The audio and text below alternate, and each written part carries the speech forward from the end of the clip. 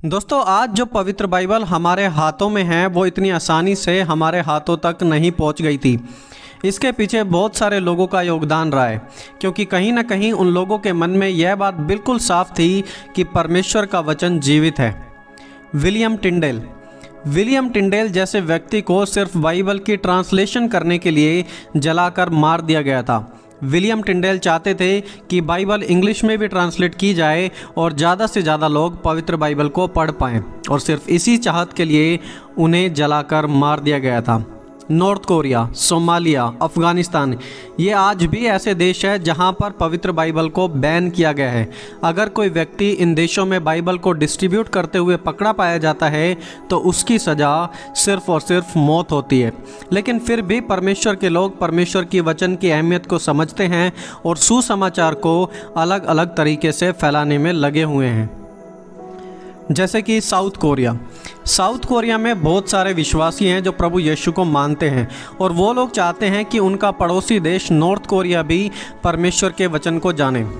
तो ऐसे में वो खाली पानी की बोतल्स में ऑडियो बाइबल का एक मेमोरी कार्ड डाल देते हैं और उसे नॉर्थ कोरिया की ओर जाने वाली नदी में डाल देते हैं, और जिस किसी के हाथ ये बोतल और मेमोरी कार्ड लगता है वो लोग उसे अपने फ़ोन में डालकर परमेश्वर का वचन सुनने में इस्तेमाल करते हैं।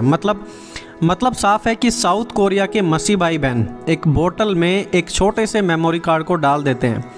इस मेमोरी कार्ड में पूरी बाइबल होती है, बाइबल की स्टोरीज होती हैं, और इसे ये लोग बोतल में डालकर एक नदी में फेंक देते हैं। ये नदी जो कि नॉर्थ कोरिया की ओर जाती है, और कुछ समय बाद ये बोतल्स नॉर्थ कोरिया में नदी के रास्ते पहुंच जाती हैं, और कुछ लोग इन मेमोरी कार्ड्स को, इन बोतल्स को प्राप्त करते हैं, पाते हैं नदी में पड़ा हुआ, और इसे अपने फ़ोन में डालकर जब देखते हैं तो उन्हें पता लगता है कि इस मेमोरी कार्ड में बाइबल है, इसमें परमेश्वर का वचन है।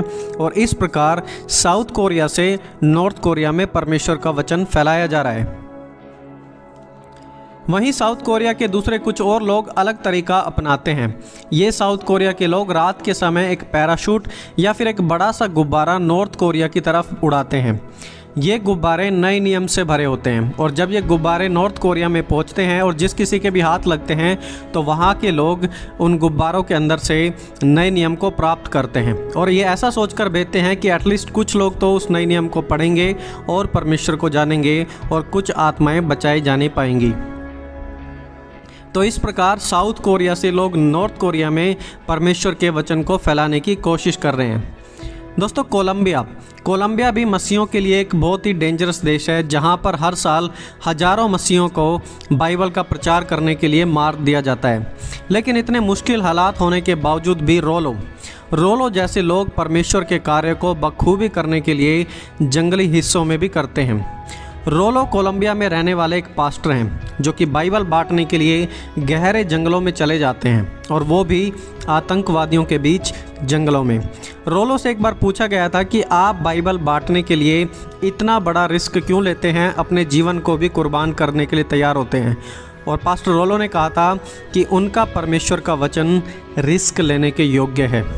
उनके पास एक बाइक है, वो इस बाइक के द्वारा गहरे जंगलों से पार करते हुए परमेश्वर के वचन को बांटते हैं, आतंकवादियों तक, जंगली लोगों तक परमेश्वर के वचन को पहुंचाते हैं।